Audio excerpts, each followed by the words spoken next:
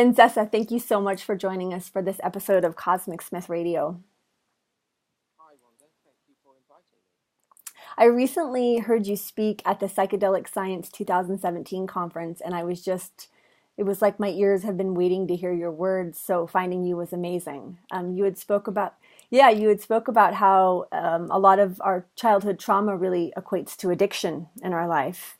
And I think that we don't look at addicts as people that have stored trauma in the body, and it was very intriguing to me. You had also mentioned how you encouraged anyone who was interested in getting into psychedelic research to do so.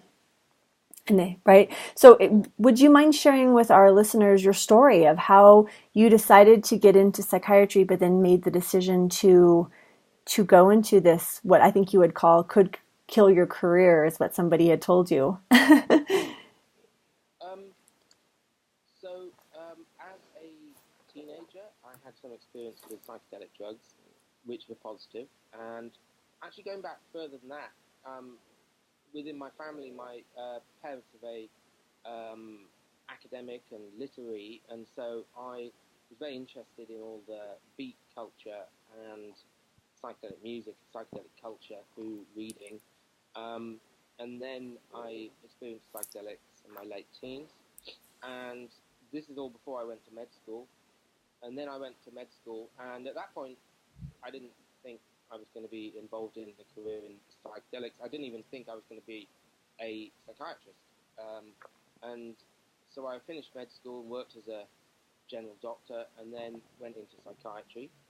And because I knew about all the history of psychedelics through having read Groff and Leary and Huxley and all these people, I knew of all the work that had gone on in the 50s and 60s, but I was very disheartened to find that there was no mention of any of that in the educational curriculum for psychiatry.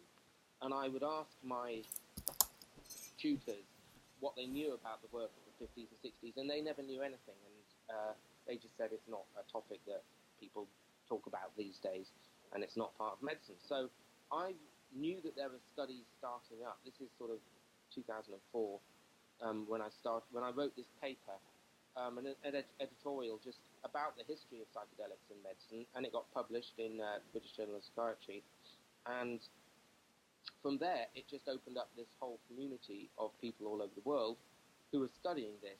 And it's quite a small community, and you don't have to go to too many conferences before you pretty much met everyone on the main stage. And so it became an opportunity for me to marry together my work as a doctor and my lifelong interest in psychedelics.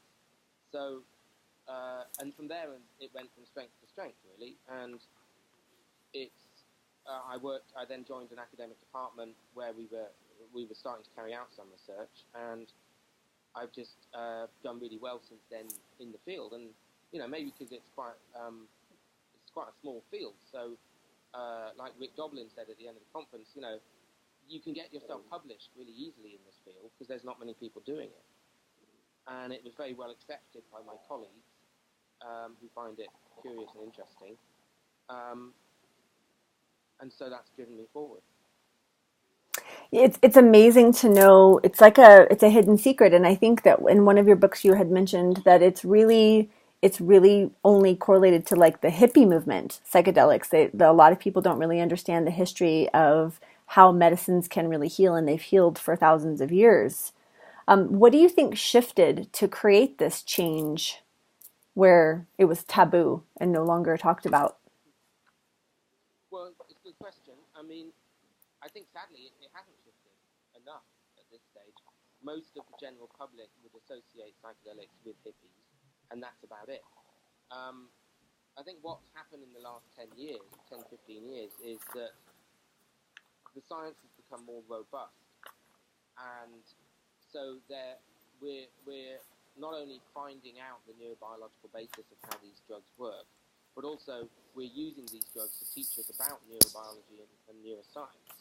So the subject has gained sort of an extra level of kudos in that respect, which allows it to be accepted by the mainstream scientific community, which in turn allows it to be accepted by the mainstream media community.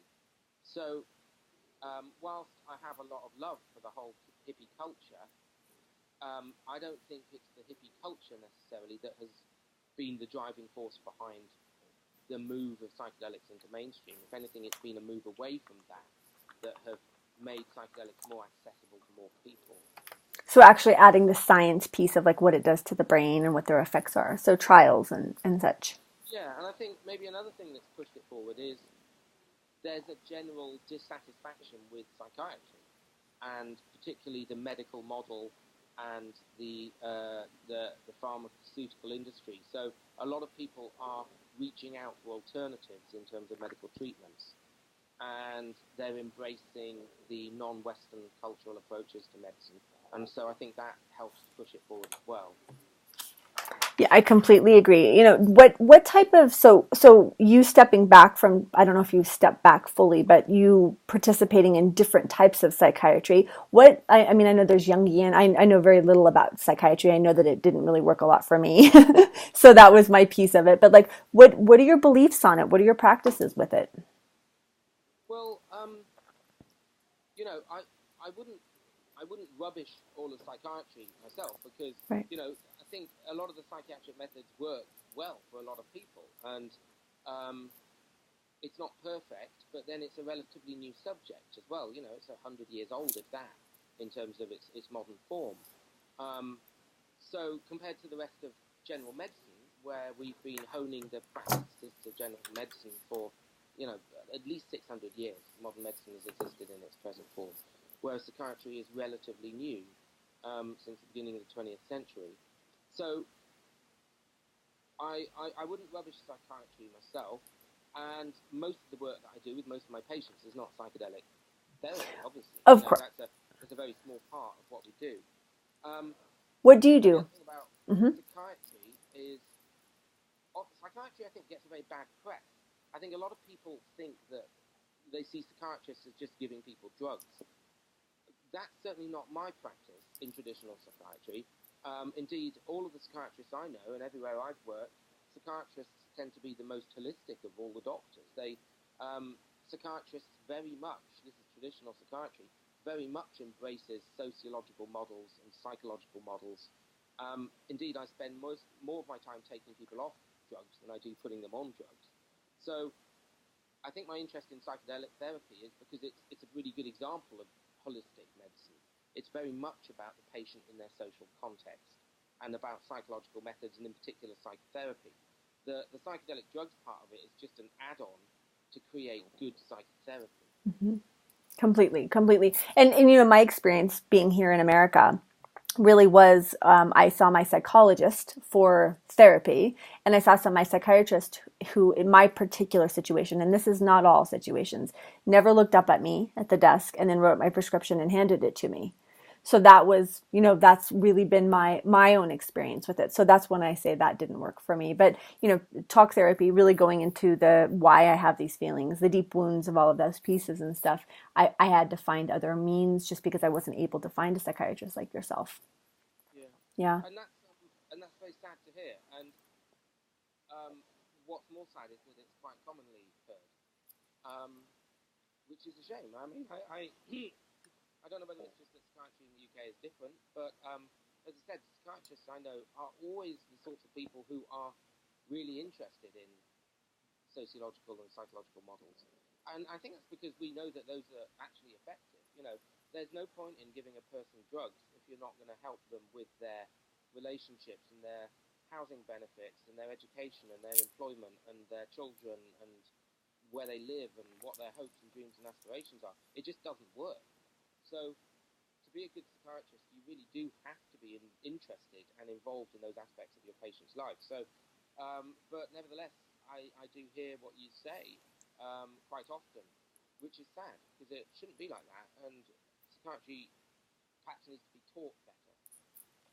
It does need to be taught better, and we need to not feel such shame and guilt about what's happening in our lives. There's such a stigma I don't know what it's like in Britain, but I do know here, like when you're applying for a job or you're applying for things, if you suffer with anxiety, like those are things you have to answer on your job application. I mean, people aren't going to be honest. And it's like, if a person could actually show up in a work environment or a situation, even a relationship, and say, you know, I suffer with these things. This is how or not suffer, that doesn't have to be the word, but, you know, I'm learning to manage my things, however that works. But it would create such a different level of the person just to be able to be themselves. I feel like they're storing stuff in. I know that was my case. Yeah. Yeah, well, you know, stigma for mental disorders is rife everywhere. Um, and again, I wonder whether this is about the profession being relatively young. Um, I think that's changing. I think stigma is improving.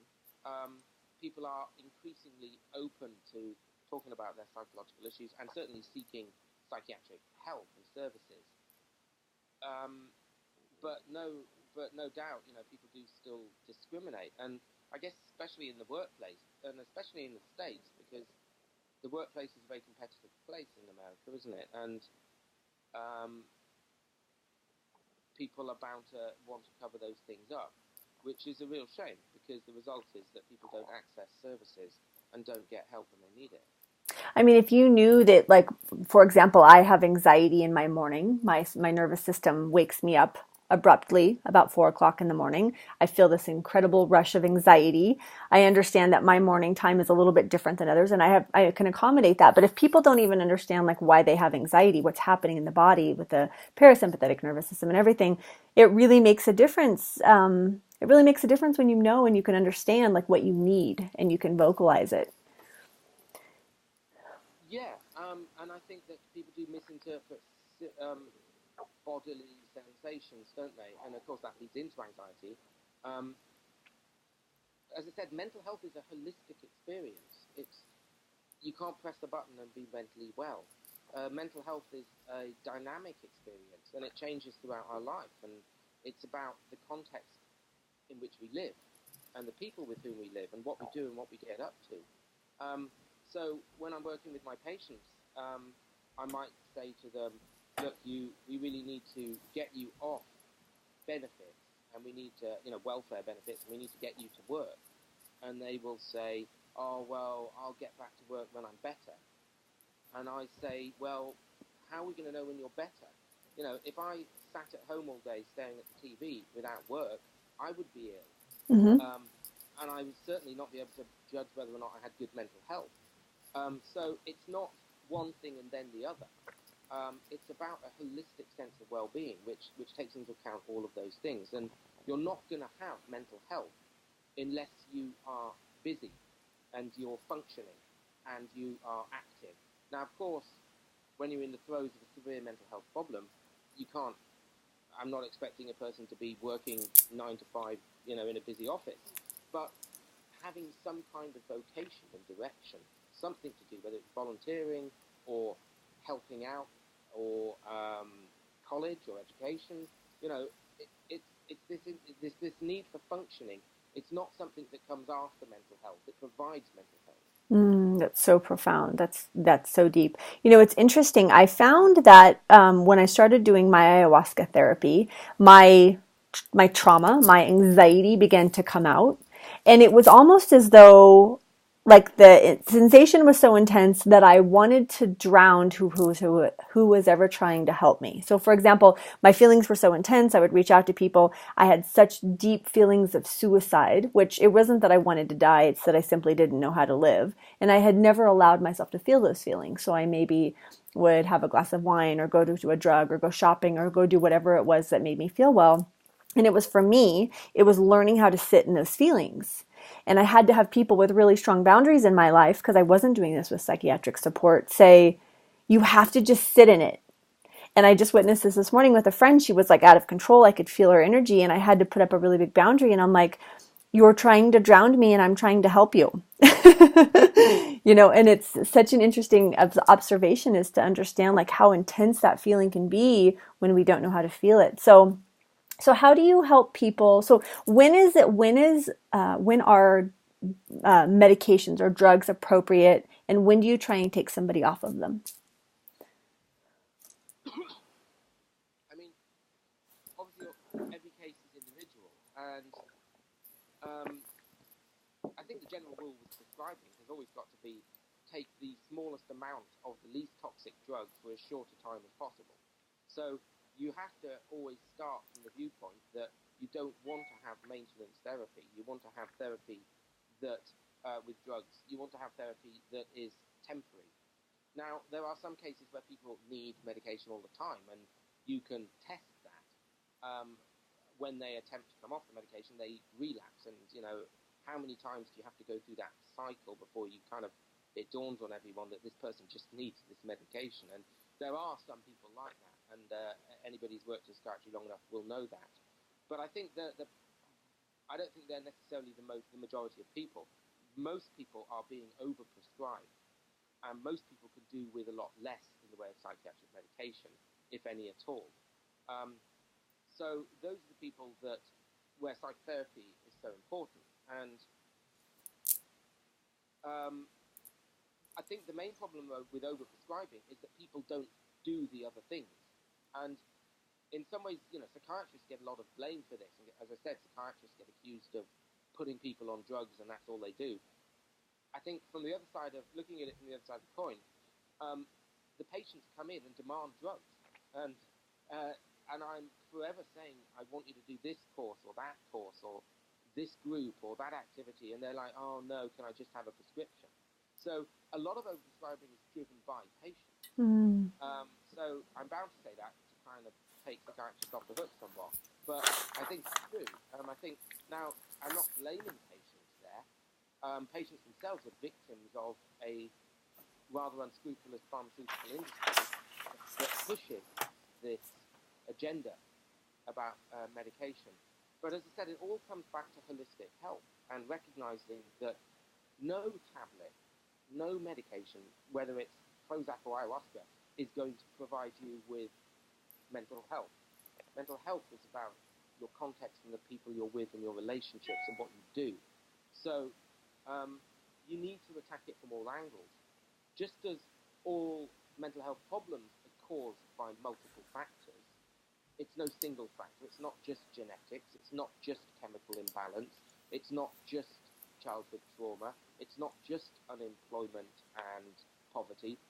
It's all those things. And so similarly, when we come to treating a person, no single treatment, just drugs or just psychotherapy, is going to work. You really got to attack it with every tool in the box. And I think that's good medicine all around.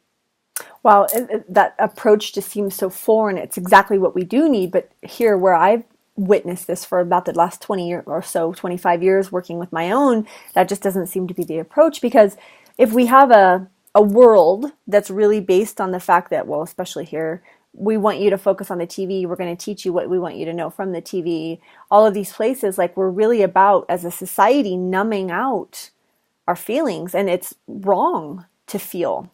You're weird if you're a feeling person. That something's different about you. And it's like, then everybody's taught to, oh, I don't want to feel. And it's interesting because I'm a coach to really tell, I'm like, just dip your toe in those feelings for a few minutes and see how it feels to feel. It's okay to be in your body. Everybody's so out of their bodies. So I find that like that's the culture of the planet we're on in a lot of countries that we're in, is to numb it out and just take a pill and take the easy route. Yeah, well, I mean, the first thing you do is just get rid of your television set, because Yes. there's absolutely nothing on worth watching. No. It's all terrible, and it's all aimed at the lowest common denominator, and it uses subtle and sometimes very unsubtle psychological ploys, which is all basically around consumerism and selling things. So I would avoid the television like the plague. There's no need for it in our lives. Better still, find out where your local library is and read a book. And meet with people and be with them. And I mean, of course, the difficulty is that this all starts very early in childhood, and from an early age, children are indoctrinated into this consumerist society. And that's one of the things that's interesting about psychedelics. You are forced to step out of that bubble by the experience. For example, take LSD and go to a supermarket. You will be in fits of laughter because you will recognize that 98% of the products on the shelves are completely superfluous and unnecessary. Psychedelics strip one down to the bare fundamental essentials of need.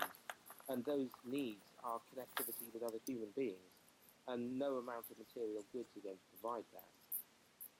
It's crazy how that hole, that internal hole that we create within ourselves, that we just have to keep feeding until we realize that nothing's going to fill it except ourselves and connection and communication.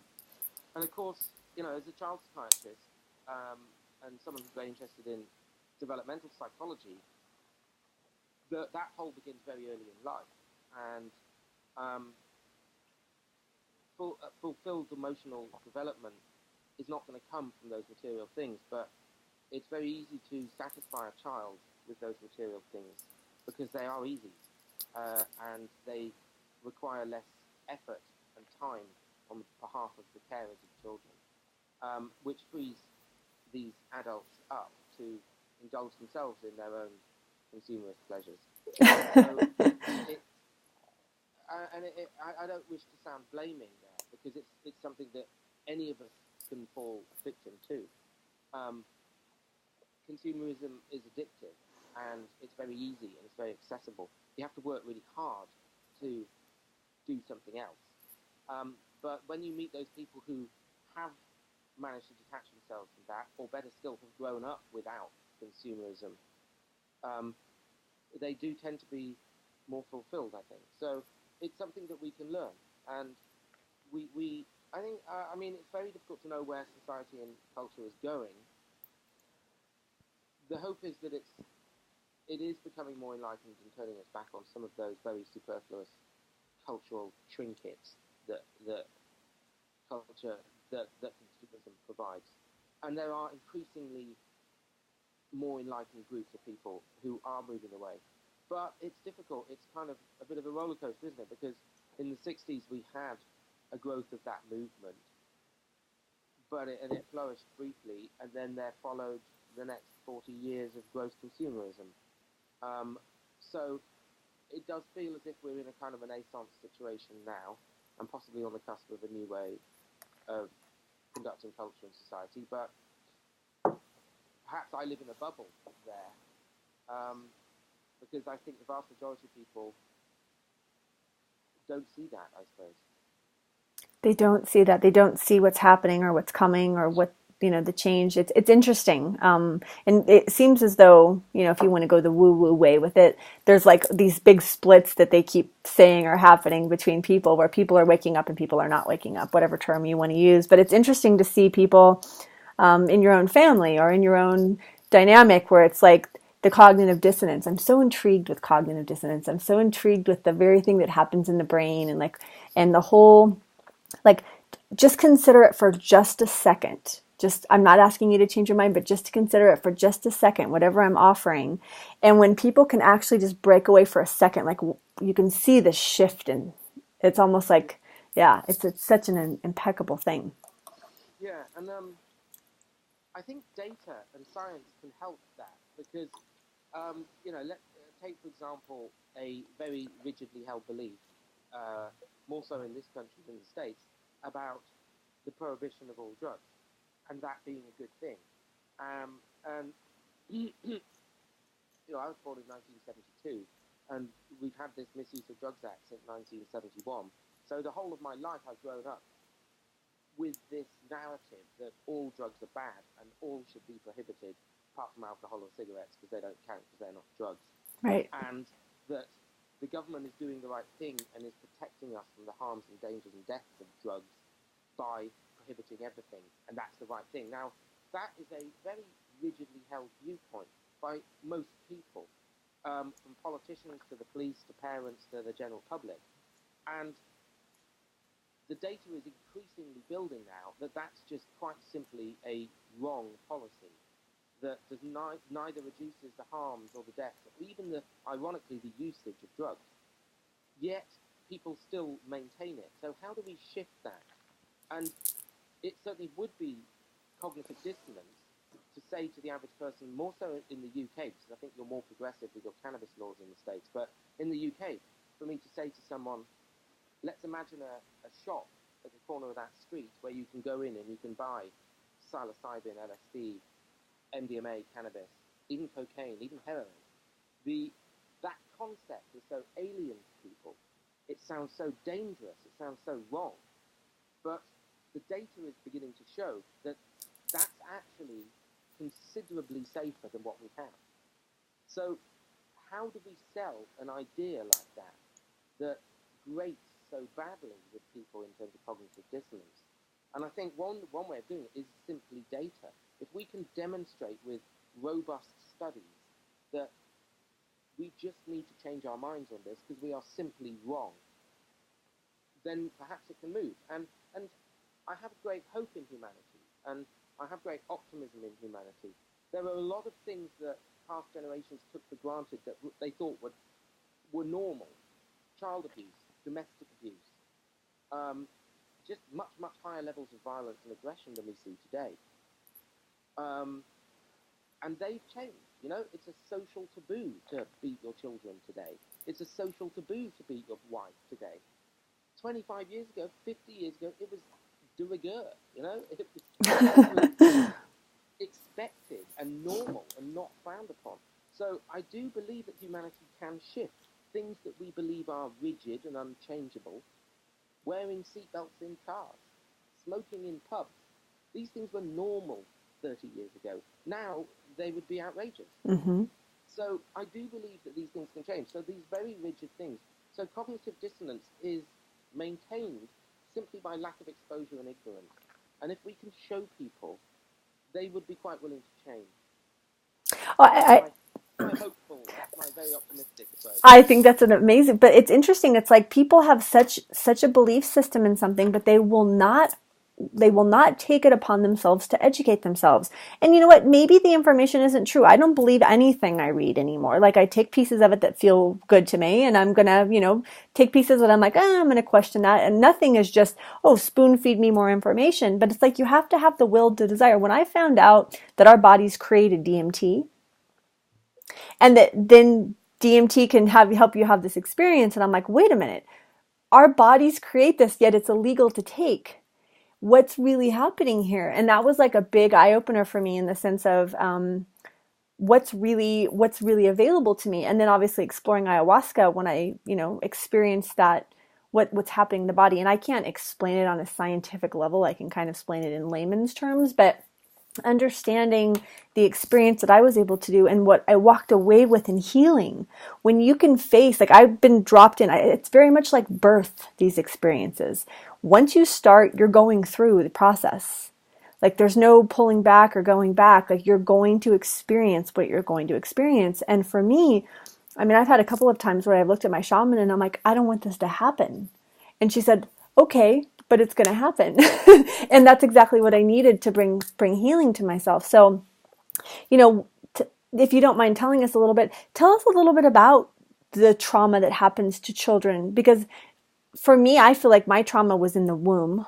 My mother was under incredible stress and duress. My childhood wasn't really traumatic, or I didn't really suffer abuse, fighting parents, alcoholism, those things. But I really feel like a lot of I would consider those very, very abusive. Interesting, yeah. So, I mean, there's good evidence about trauma and stress in utero, and there's good evidence that stress hormones released in utero have an effect on developing fetus and are associated with later mental health problems and addiction. So there's robust data on that. And then, of course, the way in which children are brought up and the environment in which they grow up. I mean, children should be brought up in an environment in which they are cared for and nurtured and loved and played with and praised. Their parents should have a harmonious relationship. The environment should be one in which they feel safe and feel secure. And when we see children brought up without these things, whether it's the severe levels of abuse, like physical or sexual abuse that social services are involved with, it doesn't need to be that severe. I've worked with a great many patients over the years where it's the drip, drip, drip, insidious, small, well, what many people might consider small, emotional abuse and neglect. It all has an impact on the developing child who becomes an adult. So these core concepts of what is trust, what is love, what is friendship, what is telling the truth, when is it why is lying sometimes good? Why shouldn't I lie? What's honesty? Will people like me? These all of these things can become quite distorted and disordered without the severe abuse parts.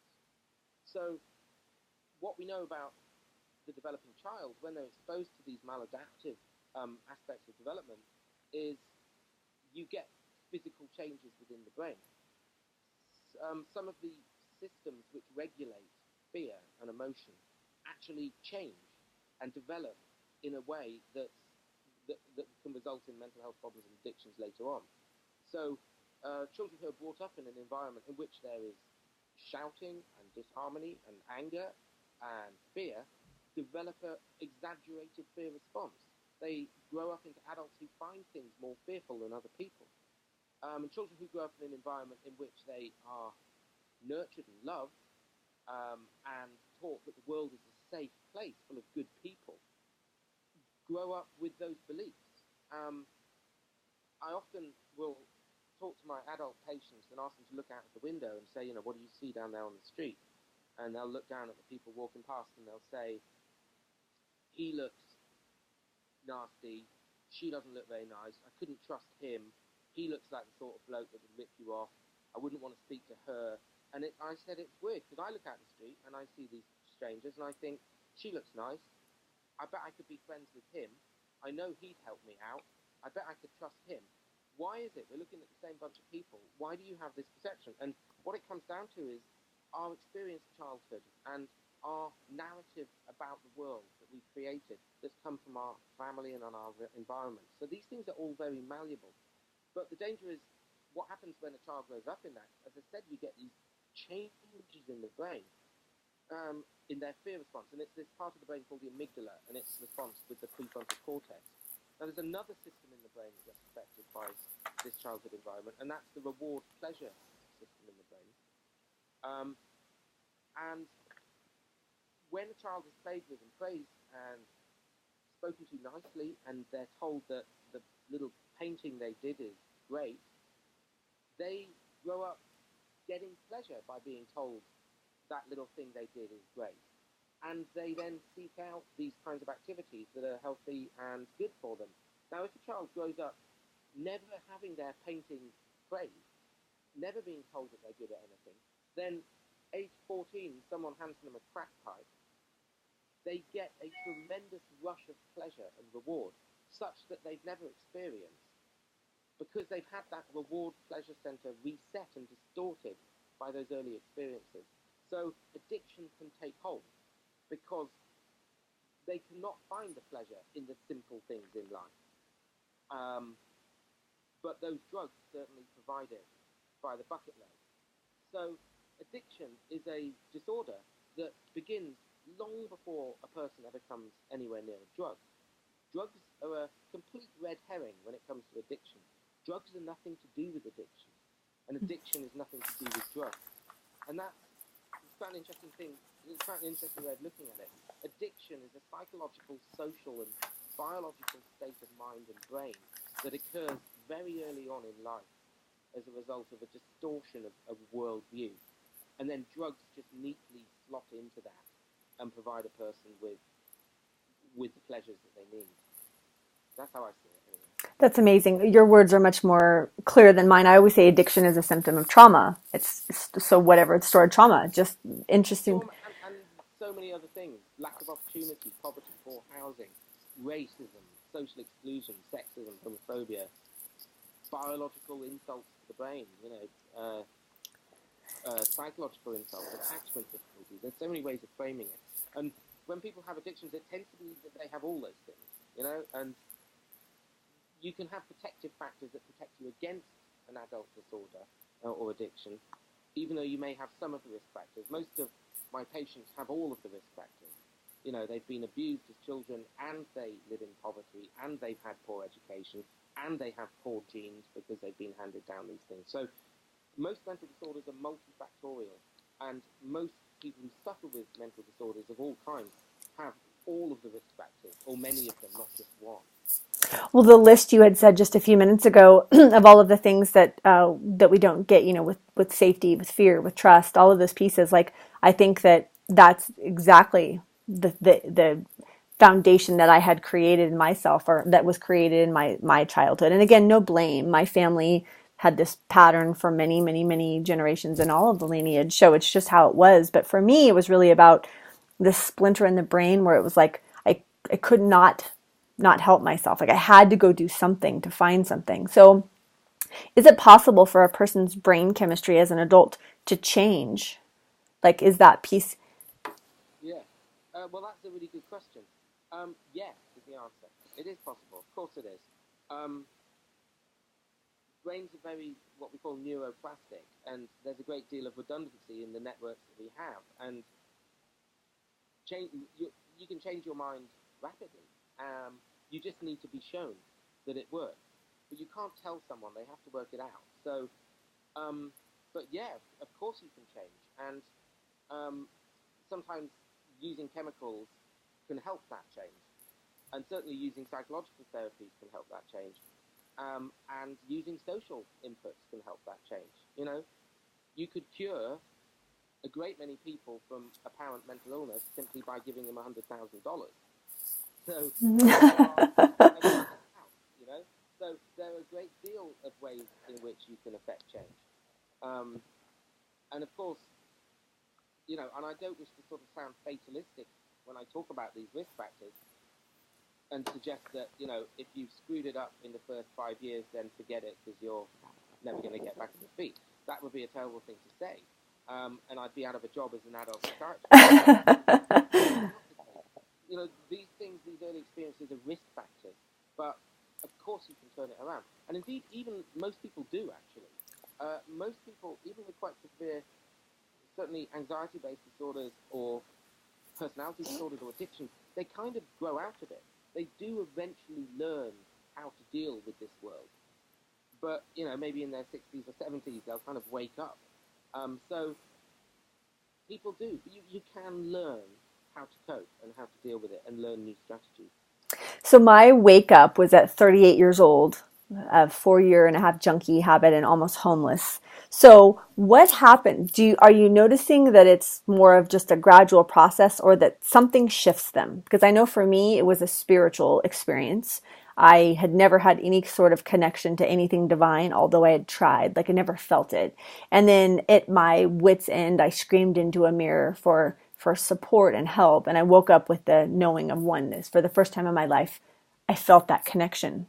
So I threw my drugs in a garbage can and I drove home to my family and began the journey of figuring out how to heal. So to be in that state, like that was my experience. It's not everyone's. I know that it's either it gets so bad it can't get any worse, or there's some level of spiritualness to it. What are your experiences with that?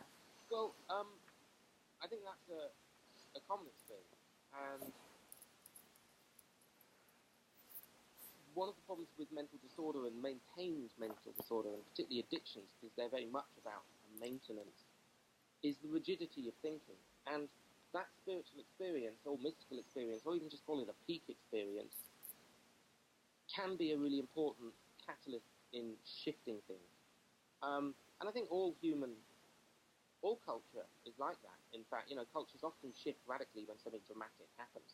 So, you know, with say, alcoholics, we talk about hitting rock bottom, and it's that sort of realization that you can go no lower or you're going to die, that shifts things. And I think this is where the psychedelics are really interesting, because these are organic tools that produce a experience that is felt as mystical or spiritual. So notice how I choose my words carefully there, to not say they create a spiritual experience. They create an experience which people experience as spiritual, and that seems to be by some mechanism which is poorly understood, certainly by me. That seems to be a kickstart for a new way of looking at things, and that's what people need. They need a kickstart for a new way of looking at things, because it's the stuckness and rigidity that keeps them where they are. So people can find this in so many ways. Some people just simply find God or Jesus or whatever. Other people may do it through psychedelic therapy. But it's helping a person to find that that's so important. And one of the problems with modern psychiatry, going back to that issue, and maintenance therapy with the pharmacy that we use is they don't provide that kickstart. They don't provide anything dramatic. They just paper over the cracks. They just treat the symptoms. They help you to sleep a bit better. They take the edge off the mood. They take the edge off the mood swings. They level you out. But it's not really leveling out that people need. It's a dynamite that people need. Leveling out's good, and as I said, I can't be hypocritical about. I do use these medications, and there is a place for leveling out. When someone is so out of control, they just need to be leveled out. But ultimately, if they're going to make a full recovery and a breakthrough, they need to do something that really blows out the cobwebs.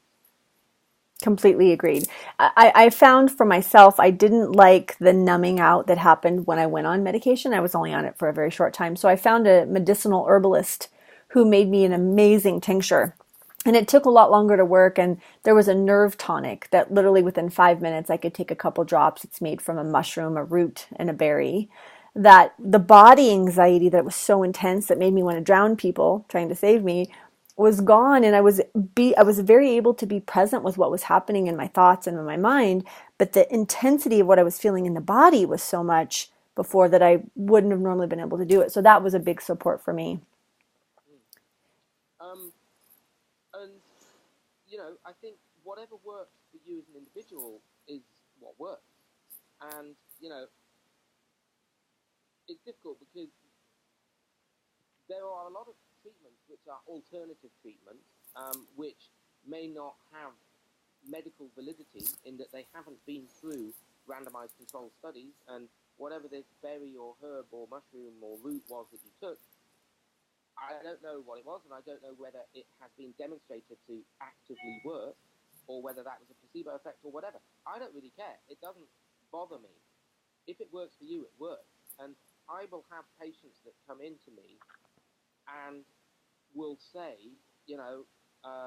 when I face east and wave a belly button, I feel better, and they say, what's the physiological mechanism for this? And I have to say, I have to confess, it's not one I've heard of, and it may not be any physiological mechanism, but if it works for you, continue facing east and waving a crystal over your belly button, So I'm not one of those rigid doctors that sort of says we should only do the stuff that has the scientific validity. But on the other hand, I think there are harms to be had there. There are people. Someone was to say to me, "I'm coming off all my cancer treatments, and instead I'm going to wave this crystal over me," or even more, "I'm going to take my child off all their cancer treatments and wave this crystal over." I think we need to be really careful about making claims like that, because what we see when that happens is they get very ill and then they come back to traditional medicine and get rightly treated. So there are rigidities and dogmas on both sides of the debate. And I get frustrated with some of the pseudoscientific aspects of the psychedelic community or of the alternative medicine community. I think everyone does, because one has to come at this with a certain degree of knowledge, and that doesn't come from just reading a blog. And there's a lot of Facebook post. I've had debates with people on Facebook about this, you doctors don't know what you're doing. I just say, before we go any further in this subject, how much oncology have you actually studied? And they'll say, oh, I read it in a blog. And I'll say, well, I'd go away and study oncology, and then let's have another chat about this. And this is the other thing that doctors or scientists often get accused of, that they are deliberately being blinkered and not looking at evidence. And I don't know what the possible motivation would be for someone to say that. If you're an oncologist and you study cancer, if waving a crystal over your belly button cured cancer, by God, we would be doing it, It would be what all the hospitals provided. It's not that we are deliberately turning our back on alternative medicine. That would be crazy. Oncologists are people who dedicate their lives to treating cancer in the least invasive way possible. But so, I must add on. I find myself in debates with but as I said, there are dogmas on both sides, and there are sometimes sinister forces on both sides, like the pharma industry. Well, exactly. Well, doctors are not stupid. Doctors are not stupid. If something like that worked, they would do it. They don't want to harm their patients. they want to use the least invasive method. And it's certainly in the case in the UK, they don't.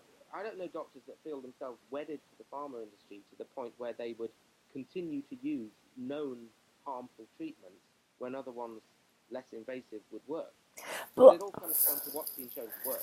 And it's interesting because I just spent like 9 days watching The Truth About Vaccines because I'm always curious about like both pieces of it. And a lot of the doctors on there said, we never questioned what was in them. And all we learned in med school was how to administer it. We were never really taught about what was in it. And so there is the piece of there are some doctors, I believe, that could potentially not go with the extra mile. I mean, you guys have so much to learn and there's so much to it, but it's like understanding there was a doctor that actually cried at the end and he said, I didn't do my homework and I didn't look into these things. I just took what was given to me and I believed it. And, there are beliefs out there. I don't know if they're mine or how I feel about it necessarily, but that there are scientists that have been paid off, which I don't know if this is true. This could be one of those far insides of it, but it's something to consider because cancer, for one, is a huge business. It's a huge business. Pharmaceutical companies make incredible amounts of money off of the whole pieces. So it's like you start to wonder when you look at high alkalinity or, just these different pieces of what we haven't had for information. So I think that there's a little bit of both sides, but I think that doctors like you are rare, Sessa. Yeah, I would say that's very sad. I think there is big business that maintains certain certain treatments, and I think much more so in the States than the rest of the world, where I think also what we understand about disorders as a doctor is dynamic. It changes. How I understand vaccines and cancer today is very different from how I understood them 20 years ago, because the whole profession has changed and science has changed. Mm-hmm. We don't reach a conclusion on how to treat these things and then stick to it. As doctors, we're continually training. It's a continual process, and the way science works is it's one study after another, continually upgrading our knowledge, and new things come in, and there's things we use today that we didn't use in the past, and 20 years from now we'll have new approaches. So any doctor that is rigidly stuck to one particular thing needs to read their journals more often and do some more training. I completely agree. Completely agree. So if we could just touch on one thing, how does psychopharmacology, that's a big word to use, there's specifics for different things, how does it change or affect or impact the brain? So like we could use... Well, the brain is a fascinating organ, an immensely complex organ with some 80 billion neurons, each of which could have up to 10,000 dendritic connections. So if you imagine 10,000 connections between 80 billion neurons, it's a very large number. And people have different views, different ways in which they look at the brain. It might not surprise you that I look at the brain as quite a material object. I believe it's an organ like the others. And just like other organs can break down and can be influenced by chemistry or any physical process, so can the brain.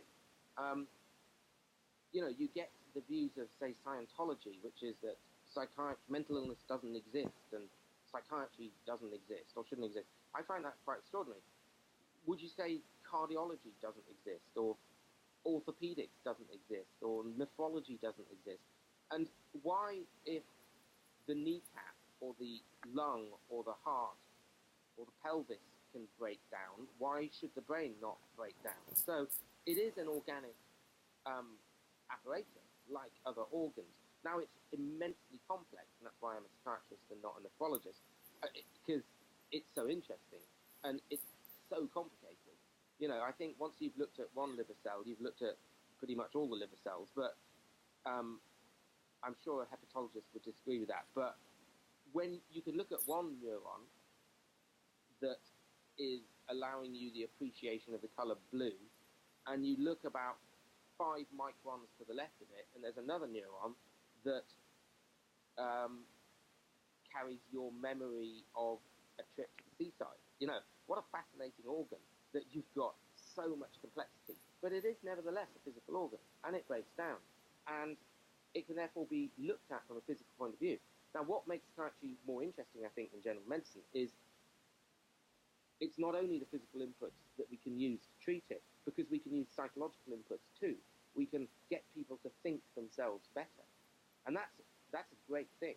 That's an extra tool in the box when it comes to mental disorder. Mm-hmm. So you ask, how does psychopharmacology work? Well, it's introducing drugs into the body that are used in the brain that impact on brain chemistry. And the trouble is with psychopharmacology is it's so crude. You know, it's hitting the brain with a sledgehammer when you really need a pair of tweezers. Because, you know, the drugs, you know, like a drug to treat psychosis might be a dopamine antagonist. So it inhibits dopamine all over the brain, in every part. Whereas actually, psychosis might be caused by a little bit of dopamine excess in one place, but something different somewhere else. So you're throwing in this very crude drug that, like you said, in your own experience of using psychopharmacology medication, results in all sorts of psychological side effects. Maybe in the future we'll have drugs that are completely bespoke. Maybe we'll be able to design drugs that tweak exactly the right neurons in exactly the right places, in exactly the right person. So each drug would be completely bespoke and target just the areas we want. But we're not there yet. So we have these very crude tools. And they have their place, you know, they have their place. Sometimes if you're extremely manic and high or extremely psychotic, you want a sledgehammer, you know. You need a sledgehammer. You just want to be, and that's not a bad thing. But we have a very long way to go in the field of psychopharmacology and neuroscience before we can really have good targeted treatment. It's so true. And sometimes we have to go and take the sledgehammer just to find our way through, right? So that we have new knowledge, new information. Sledgehammers can be good. Yeah, they can. You want to knock down a wall. Right, or the wall of your brain. Yeah. Or the whatever's keeping you stuck. You know, that's not a bad thing. But like I said, going back to what we were talking about at the beginning, the drugs alone are not the answer either. You know, even if we had this perfect bespoke drug, it still wouldn't be any good if we didn't help the person with their relationships and give them a job and a sense of self-esteem and make them feel positive as a person and look after their children. And, you know, if we don't do all of those things too, no drug, however well designed, is going to work.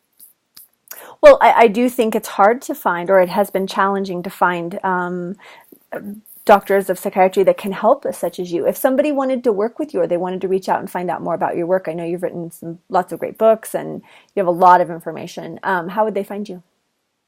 Well, I've got a website, drsessa.com, so that's just DRSESSA.com, which has kind of all of my papers on and videos and things of stuff that I've done and books. People are welcome to come and sit in on my clinic. I have someone sitting in with me every day because people just come and want to take part. So, yeah, there's lots of different ways to get involved. It's you know, I think the most important thing is just to question stuff and to develop your own mind and to be curious and do it in a way in which you exude loving kindness towards people. I know that sounds really corny, but it sort of works. It doesn't sound corny at all, and to also show love and compassion and kindness to yourself as you go through this process, because that's the biggest thing. Education is crucial. Education, you know, people are maintained in these rigid positions because they just lack understanding about psychology. I mean, it sounds funny, but sometimes I find myself saying to patients, and this sounds terribly arrogant, I find myself saying to patients, you're just wrong, you know? You believe that you are a useless, worthless person who deserves to be exploited and hurt. You're wrong. I have no other word for it. The only reason you carry these beliefs is because that's the experience you had as a child, and you've grown up as an adult with these personality traits that's simply wrong. And you don't have to be wrong. And I can show you, through teaching you developmental psychology, what the roots are of these personality traits that you carry. It's a bit of a design fault in the brain, yeah? It's like the brain is designed in terms of child development in such a way as the experience you have as a child becomes the blueprint for how you behave as an adult. Now that's great, but it's assuming everyone has a wonderful childhood. And Yeah. when someone doesn't, they don't go back to this default position, age 18, of, oh God, that was an awful experience. Never mind. I now know what love, peace, happiness, trust, friendship, play is. They just don't learn those things. And they carry on as an adult with these same maladaptive personality traits. And so that's when I find myself saying to these people, you're just wrong. It didn't have to be like this. It wasn't your fault that it was like this. And the world doesn't have to be like that. Like I say when I get them to look out the window and describe it, your perception of the world has been tainted by what you've been through. And you can relearn that and reappraise it. And, you know, my biggest issue a lot with the New Age movement is everyone's mindful and to use affirmations and to convince your brain on a daily basis of something. But in my experience, I believe it really needs to happen on more of a cellular level. Like you can tell yourself you're going to do something. And I do believe that there is healing in that. But I also believe that there's something about becoming the person and doing the action and doing the work of really working through that piece to become that so that you do believe that. Because for me, tricking myself into believing something is bypassing the truth. And I have to be able to express the truth too. So yeah, if you have any final words for our listeners or anything you want us to know, or what would it be? Go to college and work really hard. Learn. It's great fun. It's great fun. Okay. Awesome. Thank you so much for being on our show. I hope you will be a friend of the show and come back regularly. You have an amazing mind and we need to know what you know. Thank you very much. All right. I'm very inspired by your own journey. Thank you. And good luck. Thank you very much. I appreciate that.